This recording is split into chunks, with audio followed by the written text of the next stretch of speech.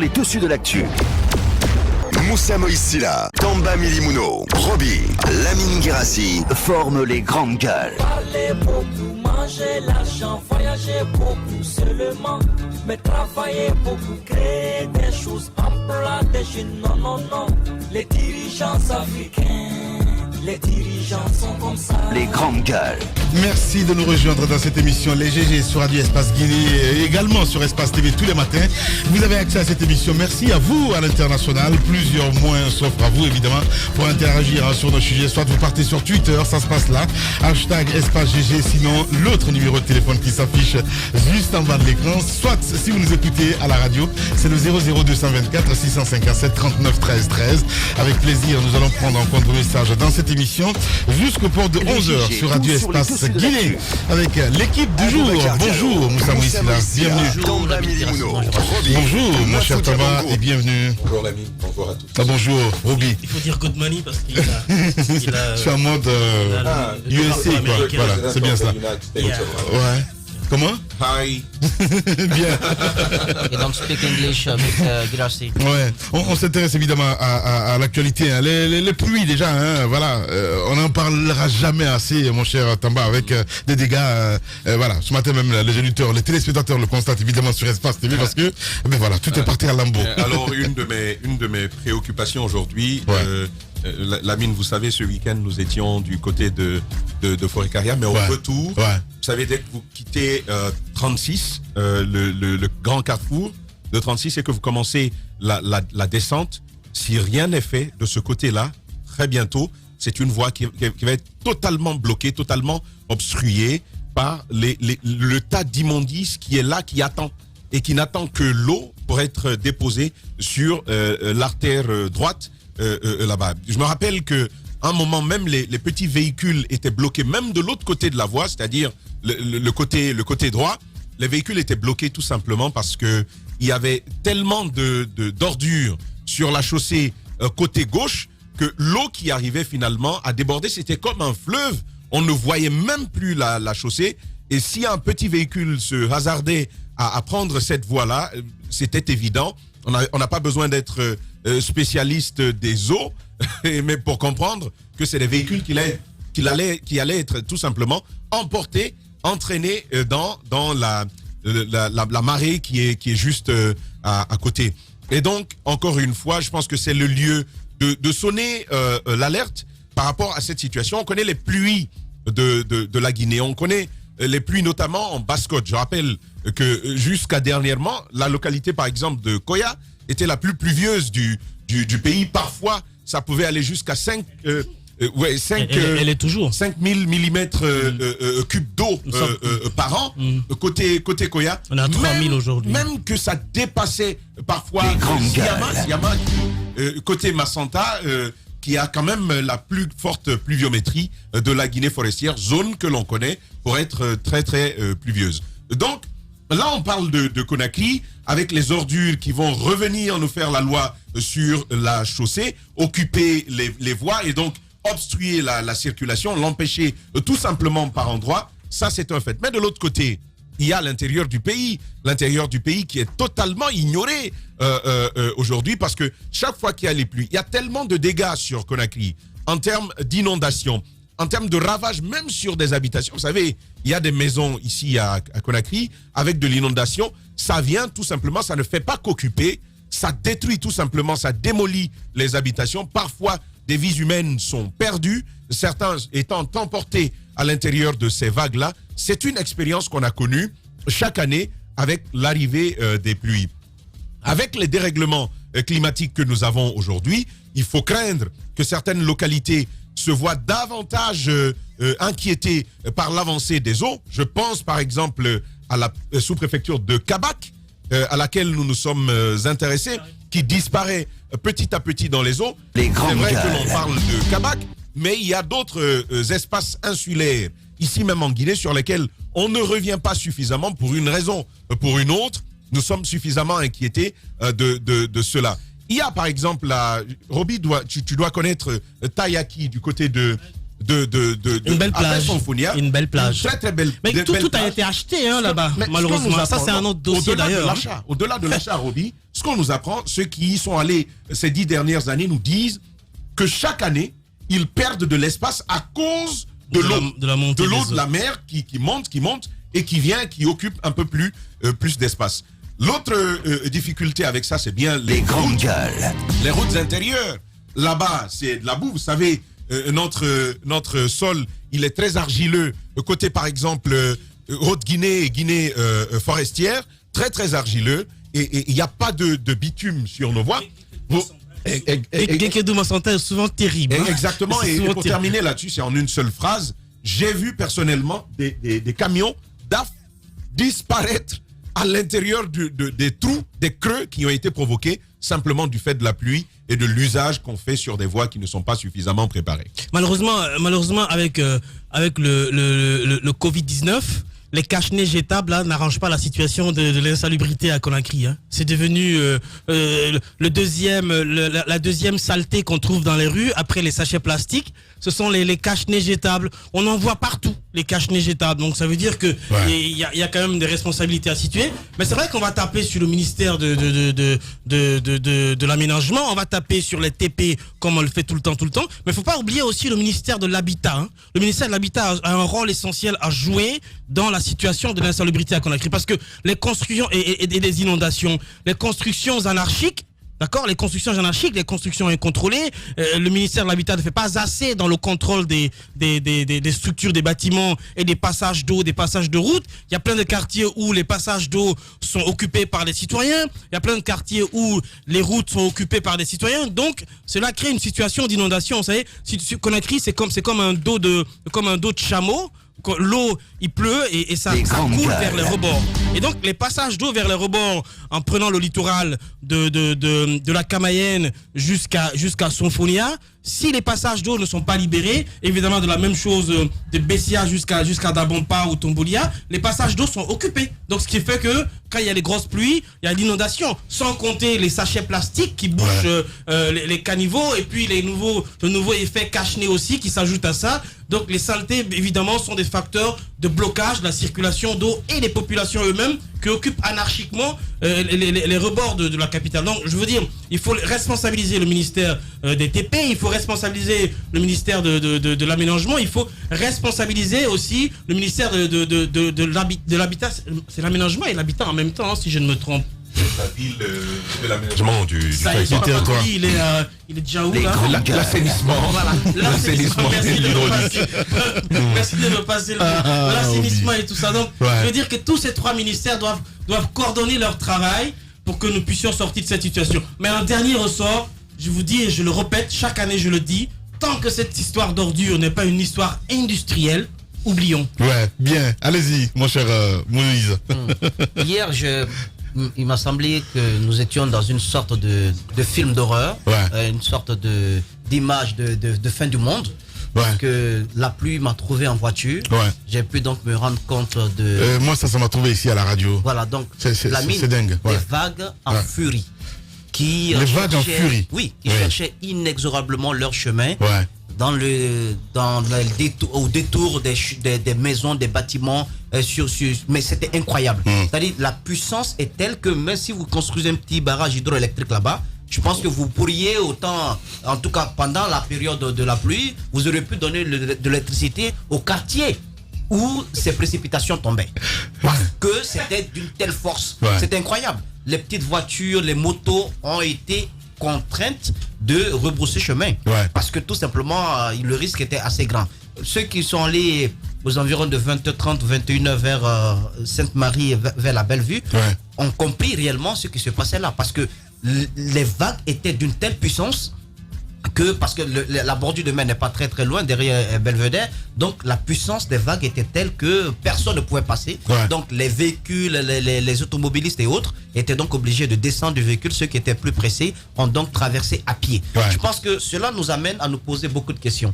Chaque année, pourquoi il faut ressasser toujours les mêmes critiques, faire toujours les mêmes propositions? La ville de Conakry est mal construite. Elle continue à être encore mal construite. Parce que tout simplement, on continue d'assister à des constructions qui prennent 2, 3, 4, 5, voire 10 mètres sur la mer, comme si tous les riches de ce pays voulaient être des Aquaman. Je ne comprends absolument pas cette volonté sans cesse répétée d'avoir une maison sur la mer. Ouais. Mais si vous avez une passion pour la pêche ou bien pour la nage, je pense que vous pouvez vous offrir avec tout ce que vous avez pu thésauriser un autre moyen, mais pas en dégradant notre environnement. Parce que quand vous prenez 2 mètres, 3 mètres sur la mer, mais vous l'avez pris à cet endroit. Mais sachez que ça va déborder ailleurs. Ouais. C'est ce qui continue avec la construction du palais du peuple. Ceux qui vivaient dans le temps savent ce qui s'est passé. La construction des bâtiments des résidences de mines, également les conséquences, on continue de les vivre. Vous avez derrière le Camp Boiro un chantier qui est presque fini déjà, qui va servir, je pense, à une société chinoise, qui a pris également plusieurs mètres. Aussi, à la Camaïenne, je parle du camp Camaïenne, qui a pris plusieurs mètres sur la mer. Mais ce n'est pas normal. Je m'attaque à cela parce que plus tard, dans les années à venir, ça peut être un véritable problème pour ceux qui vivent à Conakry. C'est un problème écologique, mais également ça peut être un problème sanitaire parce que tout simplement, ça va permettre à... Et puis, il n'y a qu'à Conakry qu'on voit des sociétés, des usines s'installer en bordure de mer. Moi, je trouve qu'il faut que l'État revoie cela. Il y a un code qui gère les bordures de mer, les domaines publics maritimes. Il faut que ce code soit appliqué. Vous avez souvent, lorsqu'il y a des dénonciations, des descentes sur le terrain, filmées par des caméras avec des journalistes sur place, mais ça s'arrête là. Derrière, il n'y a aucune action véritable à prendre. Je suis d'accord, des gens ont fait des investissements, ils ont pu, par le truchement de certains cadres corrompus, avoir des titres fonciers sur ces domaines, normalement, qui ne sont pas à vendre. Mais il faut penser à l'avenir de la ville de Conakry, il faut penser à l'avenir des Conakrikas qui vivent ici. Un jour, on peut se faire envahir à n'importe quel moment, ça ne doit pas continuer. Deuxièmement, par rapport aux caniveaux, si les eaux avaient une telle puissance hier, c'est parce que, je pense, les caniveaux n'ont pas été assez curés.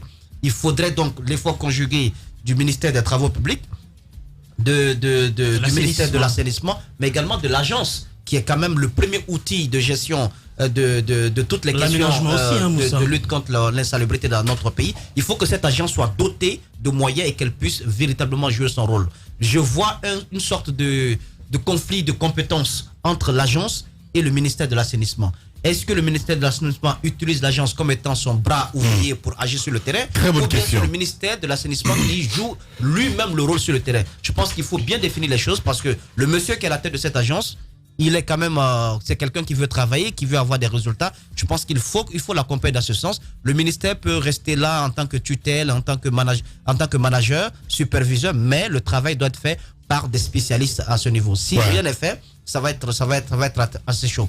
Ensuite, dans les années à venir, je pense que nos décideurs, nos gouvernants doivent penser à désengorger un peu cette capitale et ne répond pas du tout aux critères d'une bonne capitale. On n'est vraiment pas, à point de vue urbanisation, ça laisse à désirer. Il faut revoir tout cela et puis arrêter les constructions anarchiques qui continuent. Voilà. Allez, vous êtes chez les GG. Chez les GG, nous pensons comme JMJ. Dire la vérité. La vérité, qu'elle plaise ou qu'elle blesse, est une pertinente attitude de sagesse. Le journalisme est la plus grande aventure humaine car il est mission, passion, vision, interrogation, immersion, quête de vérité et conquête d'objectivité.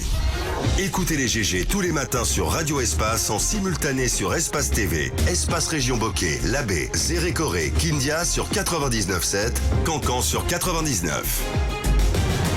Les grandes gueules sur Espace ou la messe des sans-voix. Tous les matins, ça se passe là également sur Espace TV. Vous nous suivez partout. Bienvenue si c'est maintenant que vous le faites.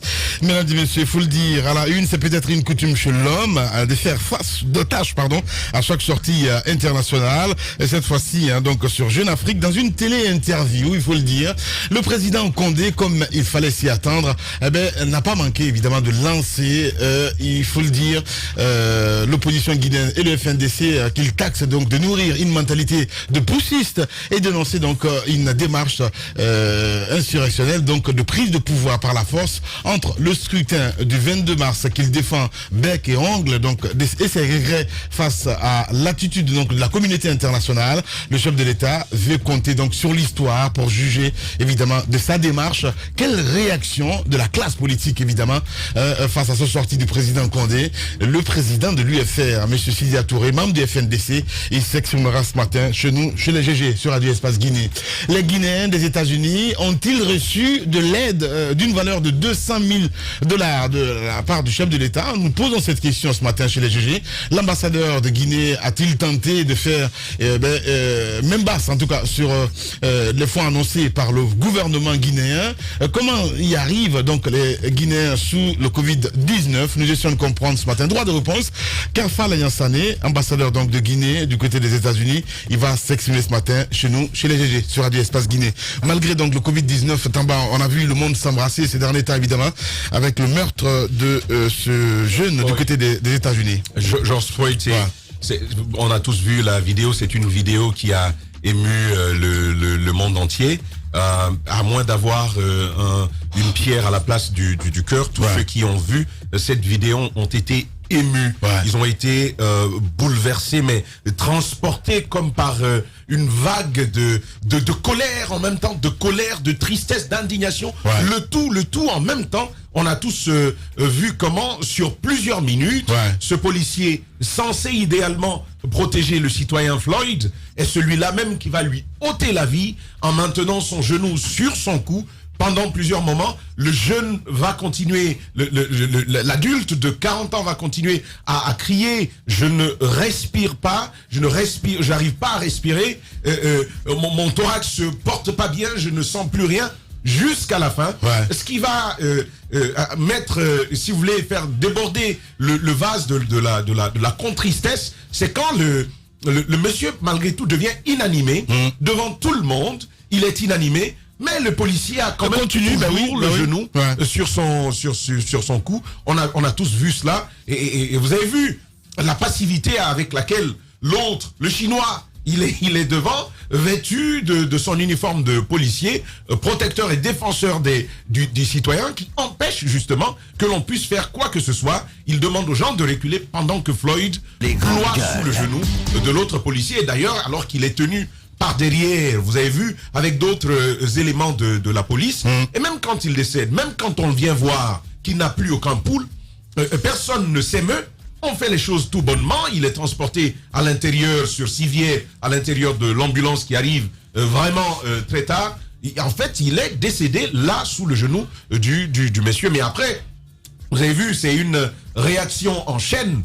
D'abord à Minneapolis, mais ensuite tous dans les États-Unis, et plus loin, tous les États-Unis s'embrasent pour la cause noire d'abord. Mais vous allez voir que les minorités vont accompagner cela parce que d'une manière ou d'une autre, c'est une question qui persiste. S'en suivront les réactions de plusieurs personnalités, aussi bien dans le domaine de la culture que dans la sphère politique. Donald Trump qui s'est exprimé là-dessus, qui a appelé la famille. Mais avec ses variations habituelles, le président Barack Obama, dont la réaction était vivement attendue. Vous avez vu comment il rappelle plusieurs réactions qu'il a obtenues de plusieurs de ses amis.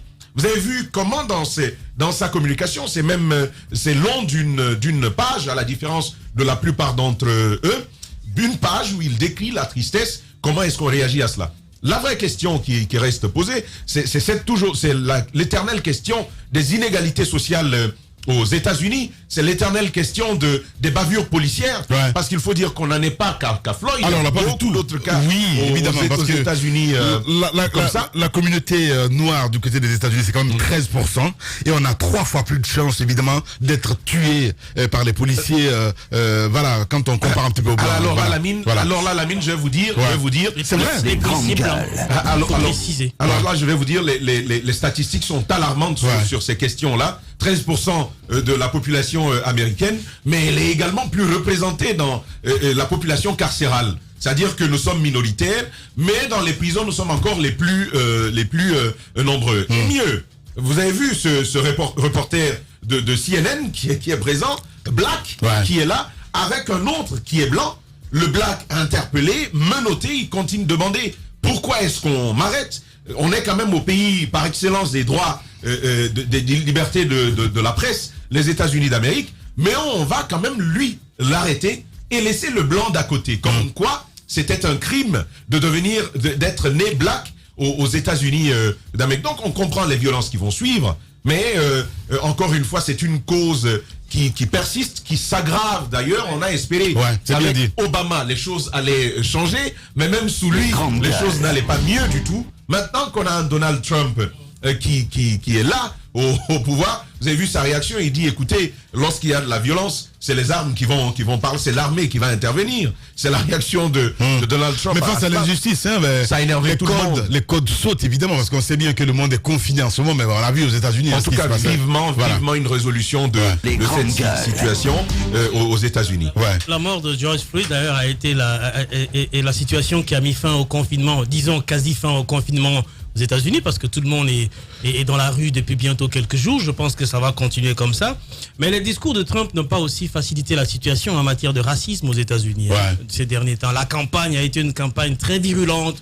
Donald Trump était très à cheval contre les Asiatiques et une partie des Noirs. Donc son discours a un peu réveillé les instincts racistes aux États-Unis. Et par contre, le nouveau élément dans l'affaire du meurtre de George Floyd, c'est qu'aujourd'hui, au-delà de la demande de la justice pour la famille de Floyd, on demande à ce que les deux autres policiers qui étaient là soient arrêtés pour non-assistance à personne en danger. Ils étaient quand même là pendant que le jeune homme était en train de mourir sous le genou de leur collègue qui est criminel. Ça, il faut le dire. C'est un crime que de poser un acte pareil. Et donc, la semaine qui a suivi, il y a beaucoup d'autres témoignages qui ont refait surface. L'acteur Denzel Washington qui, au cours de la semaine, a sauvé un autre black dans les mains des policiers qui allaient se faire arrêter, qui résistaient. Et on a vu la photo que Denzel a publiée. Le policier avait déjà la main sur le pistolet au niveau des ses reins. Ça veut dire qu'il aurait pu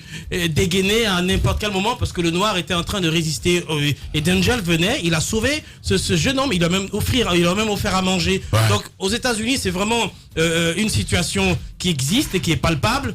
Et je pense que la justice doit pouvoir se réveiller. Et partout dans le monde, l'émotion était grande. En Allemagne, au Canada, en Angleterre, il y a d'autres histoires de meurtres de noirs comme ça qui se sont réveillés. Aux États-Unis, on a vu qu'il y a une femme et un homme qui ont témoigné de la disparition de leur fils sous les balles des policiers. Donc, je pense que les États-Unis, c'est quand même un haut lieu du crime dans tous sens. Je pense qu'il faut que la justice se réveille un peu de ce côté-là. Oui, allez-y, mon cher Nabi.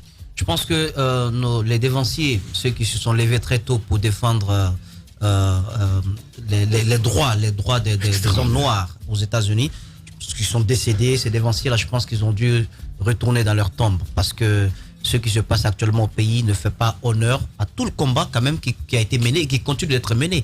Quand vous vous rappelez de vous vous rappelez des mouvements comme les Black Panthers, vous vous rappelez de Marcus Garvey, vous vous rappelez de Martin Luther King, vous vous rappelez aussi de l'existence du Ku Klux Klan, et que vous êtes au 21e siècle, vous continuez à assister à ce genre de choses, ben vous arrivez à une conclusion comme quoi la lutte contre le racisme, la lutte pour la préservation ou pour la sauvegarde des droits des Noirs aux États-Unis comme ailleurs, c'est une lutte de longue haleine. C'est un chemin qui est sinué. C'est un processus. Exactement, c'est un processus qui ne prendra pas fin parce que tout simplement c'est dans les mentalités. C'est dans les mentalités. Il y a un acteur qui a dit que le racisme aux États-Unis n'est pas en train d'être exacerbé, que ce n'est pas en train d'atteindre une certaine proportion inquiétante, mais que c'est tout simplement parce que le racisme commence à être filmé, que les gens ont tout ce témoin. Effectivement. Et que sinon, c'est un fait de tous les jours. Donc, je pense que Les c'est grandes quelque gueules. chose qui a touché plus d'un. Tous ceux qui ont pu voir la vidéo ont compris qu'à une fraction de seconde, une vie qui était là, qui tenait à rester, une voix qui était là, qui tenait à rester, qui disait, tenez, je me sens pas bien, je n'arrive pas à respirer, et que cette voix puisse s'éteindre de cette façon filmée, je pense que ça a touché tout le cœur sensible. Maintenant, vous avez vu la réaction de la société américaine. Blanc et noir, asiatique, espagnol, tout le monde, tous ceux qui ont un cœur sont sortis pour défendre cet Afro-Américain George Floyd. Ils n'ont pas pris compte de son ethnie ou de son origine ou de sa couleur de peau. Il y a un élément fondamental qui a dû servir de motif à la descente dans la rue de tout ce peuple américain, c'est l'élément lié à la personne humaine. Ouais. La personne humaine est sacrée. Ouais. La vie humaine est sacrée. Exactement. Ouais. Donc on ne peut pas comme ça tuer quelqu'un, Ouais. surtout que l'acte a été commis Les grandes par gueules. un policier, Un donc, officier. qui arborait l'uniforme de la police. Donc c'est comme si c'est l'État qui commettait cette violence. Alors, les gens sont sortis dans la rue, Ouais. sans tenir compte de ces appartenances-là. Ils sont sortis pour défendre leurs droits, pour défendre la vie humaine. Parce que tout simplement, elle n'est pas banalisée dans ce pays. Les casses qui ont eu lieu, les blessés que cela a occasionné. Il y a certains policiers même qui ont été atteints par balle. Mais tout cela découle du fait qu'on a injustement mis fin à la vie d'un Afro-Américain. Ouais. Et ben, c'est comme ça qu'on défend les droits. Ouais. Moi, j'ai bien aimé ce témoin. Les Guinéens ont également pris part à cette Effectivement, elle a été contactée, compassion. ouais. Mais il ne faut pas oublier une chose. Les grandes gueules. Aux États-Unis également, et dans la semaine qui a précédé la mort de George Floyd, un jeune Guinéen de 33 ans a également été abattu à Wow. New York alors qu'il attendait un bus. Mamadou Diallo. Oui. Moi, ce qui me gêne un peu, c'est ce Deux poids, deux sentiment. mesures. Exactement. Ouais, je Faut pas comprends. qu'on soit hypocrite. Une Ouais. vie humaine égale une vie humaine. Je suis parfaitement d'accord avec toi. L'autre, c'est un Guinéen. Ouais. Je pense qu'on doit, dans notre pays, Ouais, normalement, commencer- le gouvernement, Exactement. je comprends très bien, la Ce diplomatie jeune- devait se mettre en branle Exactement. pour comprendre Il a ce été qui se tué passe. Je à comprends. 3 heures, il attendait son bus. Ouais. Il n'a absolument rien fait. Ouais. Et jusqu'à ce jour, les inconnus, ceux qui sont à l'origine. On n'en parle de même ce pas, hein, qui du n'ont côté pas- du n'ont pas été gouvernement. rattrapés. Ouais. Ce n'est pas une première. Ouais. Ce n'est pas une première. Des Guinéens sont tués en Angola. Aux États-Unis, on n'en parle pas. Pour le cas de Mamadou Diallo, ça a été médiatisé, mais rien n'est fait. Il faut qu'on s'indigne par rapport à Mamadou Je suis Diallo. d'accord. Il est mort dans des conditions aussi atroces, Ouais. dans des conditions aussi révoltantes. Ouais. Donc, le 2 poids 2 mesures, je pense que ça ne fait pas du tout.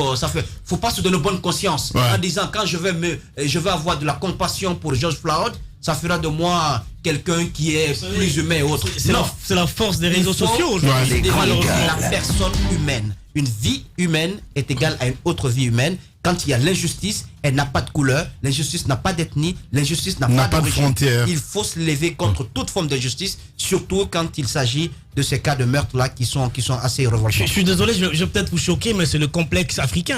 Je vais vous donner un exemple. C'est ce petit nain en Australie, là. La vidéo a fait fureur pendant un bon moment. Et là, sa mère a petit même nain. profité parce qu'il y avait même des... Si, c'est le complexe africain. Ouais. Il y a même eu des levées de fonds pour lui. Mais après, quelque temps, on s'est rendu compte qu'il y avait un jeune, un petit aussi, du côté de la Côte d'Ivoire, qui se faisait moquer par ses amis à l'école Les à grandes cause de son gueules. handicap, c'est-à-dire à cause de son énorme tête. Mais malheureusement, il était toujours premier en classe.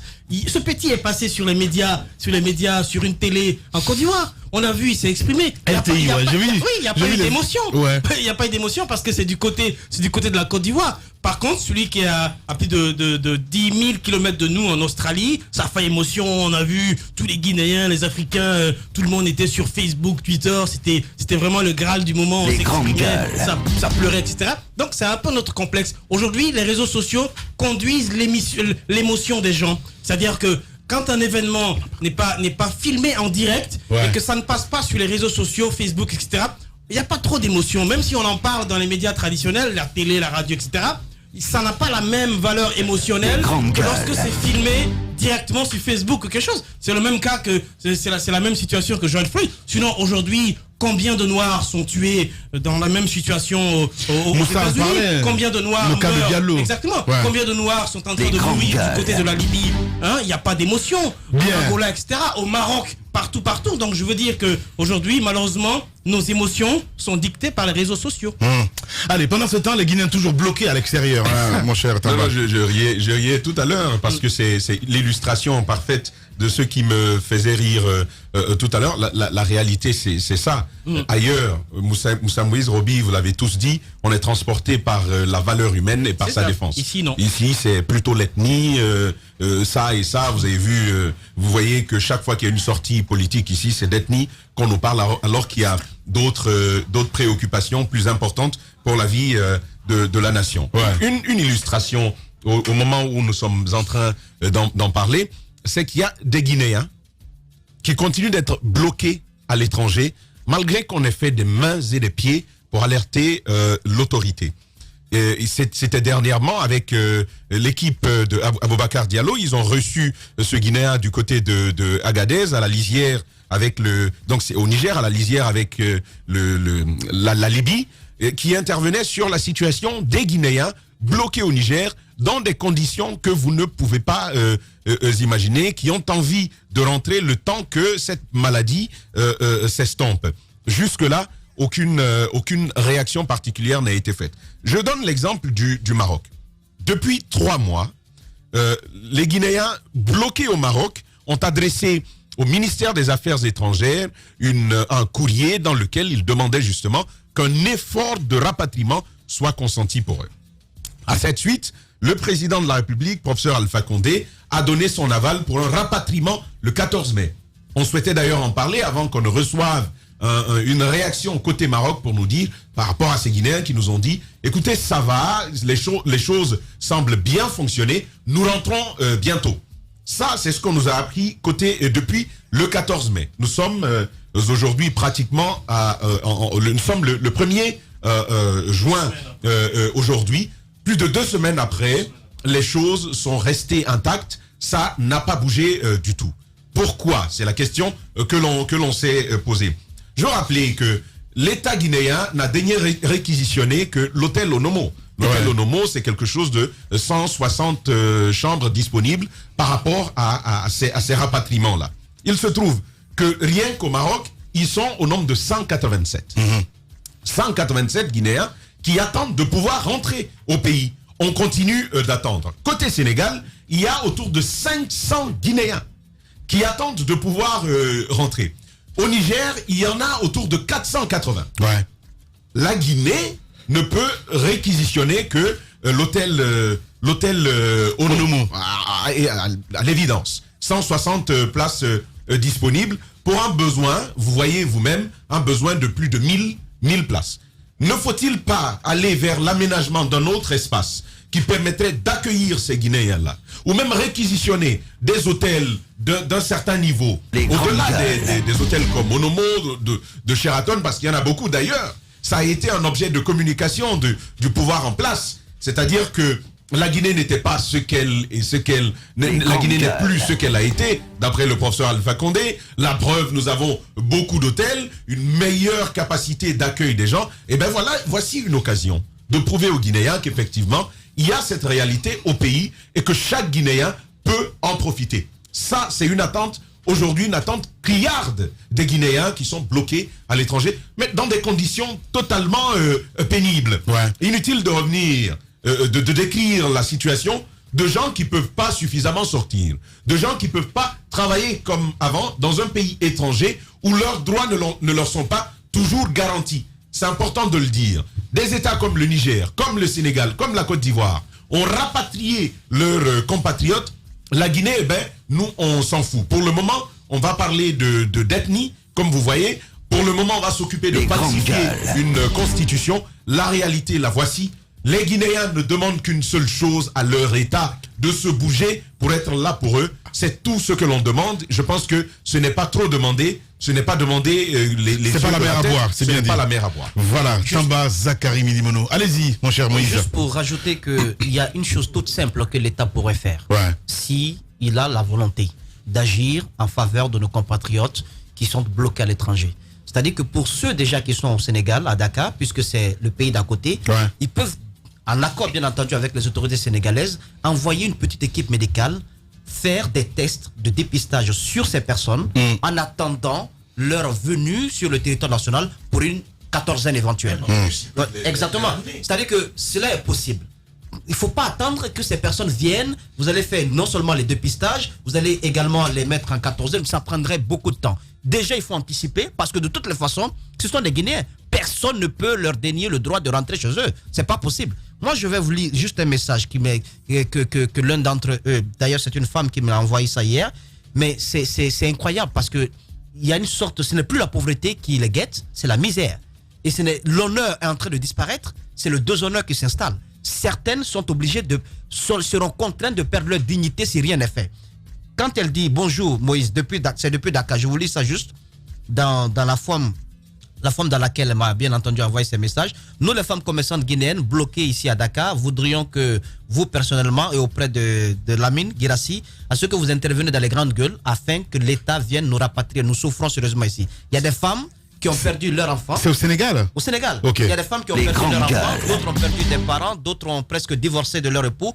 On n'a pas les moyens, chaque vie a droit de... Bon, voilà, je ne sais pas comment formuler ça. Ouais. Chaque personne a droit de vivre avec sa famille. Le carême nous a trouvés ici, la fête, nos enfants sont à l'abandon, nos époux, il y a l'infidélité. Parce que la femme n'oublie jamais ça. Nos époux, il y a l'infidélité, trop de problèmes.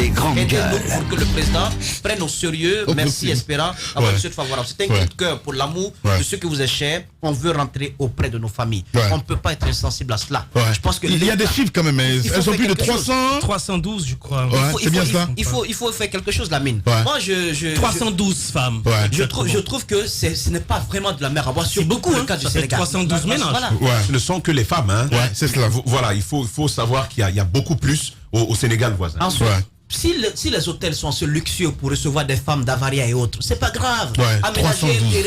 Aménager un terrain, mettez les grandes gueules et aller faire ce dépistage-là à ses compatriotes afin qu'ils puissent rentrer chez eux. Parce que pour le cas, par exemple, de l'hôtel Onomo, vous savez, l'État a quand même le droit de réquisitionner ces infrastructures hôtelières quand il y a une crise telle que celle que nous vivons maintenant. Mais je n'arrive pas à comprendre.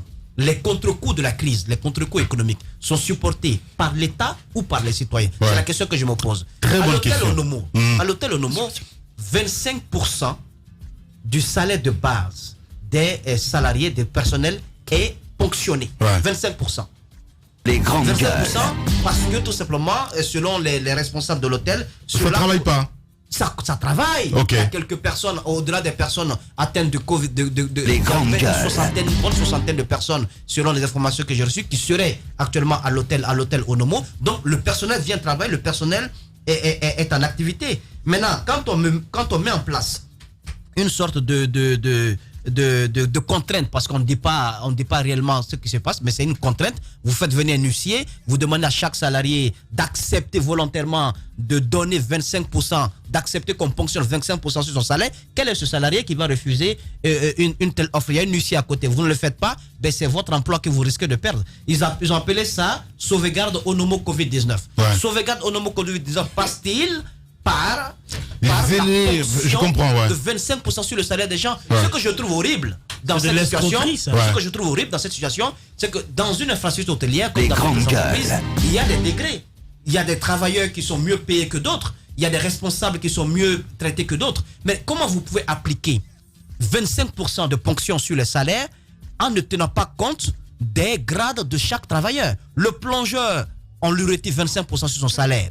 Le chef cuisinier, 25%. Le patron, 25%. Le gardien. Il n'y a aucune équité. C'est-à-dire que le plongeur, par exemple, qui gagne 1,2 million, vous lui retirez 25% de son salaire, au même titre que le grand chef de cuisinier. Mais je ne vois absolument aucune logique dans cette situation. Il faut que l'État intervienne. Les contre-coups économiques de la Covid-19 sont supportés par l'État guinéen et non les travailleurs. À d'autres hôtels, on fait plus simple. Ils ont mis en congé technique les salariés qui reçoivent la moitié de leur salaire ou 30% de leur salaire. Ça, c'est encore mieux. Mais les gens bossent. Ponctionner 25% de... Allez-y, mon cher Tamba. C'est pas du tout équitable. Et l'inspection générale du travail, bougez-vous, vous me faites un tout petit peu honte. Allez-y, allez-y, mon cher Tamba. Alors, ce qui est un peu plus grave, que Moussa ne souligne pas, c'est de dire que le secteur hôtelier et touristique, c'est ce secteur qui bénéficie plus, pour ne pas dire c'est le seul secteur qui bénéficie de l'accompagnement de l'État. Exactement. Dans le cadre du plan, il n'y a que ce secteur qui bénéficie de l'accompagnement de l'État guinéen dans le cadre de la riposte contre le Covid-19. Ça, c'est une réalité. Encore une fois, ce que je souhaitais souligner en plus de ce que Moussa dit, là on est sur Onomo, mais ces gens qui travaillent dans les hôtels, vous les voyez, ils sont bien habillés, ils vous parlent le joli français, parfois vous parlez anglais, ils vous parlent très très bien anglais, ils sont des bilingues, ils sont tous très très beaux. Quand vous les voyez sourire, vous avez l'impression que la vie est belle. Eux ils vivent pas chez nous. On dirait qu'ils sont dans un monde de rêve. Mais en fait, je vais vous dire, c'est eux-mêmes c'est-à-dire que la vraie galère du pays, là, c'est eux qui la connaissent. Ouais. Parce qu'ils ont des traitements de lance-roquettes et puis il y a tellement d'arbitraire dans le secteur hôtelier aujourd'hui. Je donne l'exemple de l'hôtel Kaloum. L'hôtel Kaloum, vous venez au départ parce que on en a reçu certains ici avec beaucoup de plaintes. Vous avez votre document. Vous avez signé là-dessus un montant que vous devez percevoir. Ouais. Au moment de percevoir ce montant, vous allez voir que ce n'est pas ce pourquoi vous avez signé, ce n'est pas cela que vous percevez. Mais on va où? Pendant ce temps, et il fait bien de le dire, il y a des syndicats. Pendant ce temps, il y a ce qu'on appelle l'inspection générale du travail. Finalement, je ne sais pas, ils inspectent quoi? Je vais vous dire, à Dakar tout près, qui a réquisitionné les hôtels? C'est le gouverneur. C'est pas l'État au plus haut niveau. C'est pas un ministre. Ici, même le président de la République peine à pouvoir réquisitionner. Je vais vous dire, quand un pays est corrompu, ça devient un véritable problème. Les choses les plus basiques deviennent impossibles. Ça devient des montagnes à transporter parce qu'on est corrompu et qu'on n'a pas la capacité d'exiger que soit fait ce qui doit être fait. Voici notre problème. Bien. 312 femmes quand même, mon cher Roby. Je ne sais pas, parce que quand même, elles sont organisées. Hein. Il y a une liste quand même qui a été envoyée. Moi, j'ai l'impression que du côté de la présidence, on se bougeait un petit peu pour en tout cas faire quelque chose, les faire venir. Qu'en est-il? Gros point d'interrogation. C'est l'autre question qu'il faut se poser, parce que j'ai l'impression aujourd'hui qu'être guinéen, c'est vraiment être un citoyen qui n'a pas d'identité. Sincèrement parlant. Vous savez l'image que ça a? 312 femmes. 312 femmes. Ouais. C'est 312 foyers. C'est 312 familles. Mais elles sont organisées, franchement. Multipliez ça par 4 enfants au moins, vous aurez au moins le minimum. Imaginez le Sénégalais qui est à côté de ces femmes-là, qui entend les cris de cœur de ces femmes, qui entend leurs douleurs, leurs inquiétudes. Mais il va penser quoi de la Guinée, de l'État guinéen? C'est-à-dire qu'un pays qui n'honore pas ses compatriotes, qui n'honore pas ses citoyens. C'est incroyable. On peut faire assassiner, on peut faire tuer dans des missions suicides des soldats européens ou américains pour aller sauver un seul Américain. Oui. Mais nous avons des Guinéens qui sont juste à côté, la porte d'à côté. On a les moyens pour veiller que ces Guinéens ne véhiculent pas la Covid-19 en mettant en prenant soin de prévenir tout cela, en faisant le dépistage et la quatorzaine. On ne se bouge pas. Envoyer 10 millions de dollars, 10 millions de francs CFA là-bas, ça ne peut absolument rien résoudre. Permettez qu'elles viennent. Moi, je ne comprends pas. C'est le cas des Guinéens qui vivent peut-être au Sénégal. Vous en avez beaucoup d'autres qui vivent en Chine. Aujourd'hui, le Maroc et tout ça. Qui ont Tamba l'a rappelé, même au Niger. C'est ça, qui ont été pour... Même au Niger. C'est ça, même au Niger. Même au Niger. La précision est très importante pour Tamba. Et pour dire que c'était des Guinéens qui étaient allés, la plupart c'est ton pays de prédilection. Exactement. C'est pour ça qu'on insiste. Bref. Non, bah oui, on insiste parce que c'est le Sahel quand même. Absolument. Voilà. Et donc, allez-y, Roby. Allez-y, Roby. Ce que je veux dire, c'est que la plupart des Guinéens étaient partis pour le commerce. Mais c'est moi qui ai la parole, Tamba. Ils se sont retrouvés bloqués. Aujourd'hui, je pense que le cri d'SOS de ces jeunes, de ces Guinéens doit être entendu par l'État, et c'est absolument une nécessité. C'est comme ça que l'État montre sa toute puissance. Mais en parlant de mots toute puissance, les patrons des hôtels, pour revenir un peu au sujet de Tamba, les patrons des hôtels sont tout puissants de la protection de tous ces gens-là que vous citez. Tous les barons de l'État aujourd'hui, vous commencez par ministre, directeur, etc. Ils ont des privilèges dans ces hôtels-là. C'est leur lieu relax les week-ends, pour utiliser un terme un peu vulgaire. Donc leurs privilèges leur donnent toute la latitude de protéger ces patrons d'hôtels contre les employés. Mais non, les employés des hôtels sont des gens qui vivent cette difficulté-là. Mais en parlant de Onomo, moi ça me fait rigoler. Onomo, sauver Covid, je sais même pas un truc. Comme si Onomo était en train de mourir. Alors que c'est quasiment le seul hôtel qui a été réquisitionné par l'État. Je pense que le cas de Onomo est grave. C'est de l'escroquerie. C'est de l'escroquerie pure et dure. On ne peut pas ponctionner de l'argent sur le salaire des travailleurs qui travaillent. Je pense que il faut. Allez, on va revenir dans la deuxième partie, mesdames et messieurs. Continuez à réagir à vos réactions à partir de 10h. Certains disent que nous ne sommes pas une chaîne guinéenne. D'autres affirment même que nous ne sommes pas journalistes. Mais vous, savez-vous vraiment qui nous sommes? Les valeurs que nous défendons. La liberté. La liberté d'expression. Et d'opinion. Nous défendons l'égalité. L'égalité des chances pour tous. Pour tous. Nous sommes une équipe. Nous sommes cette diversité qui fait la Guinée. Et nous en sommes fiers. Et si vous veniez voir par vous-même? Nous sommes la Guinée. Nous sommes Adafo Média.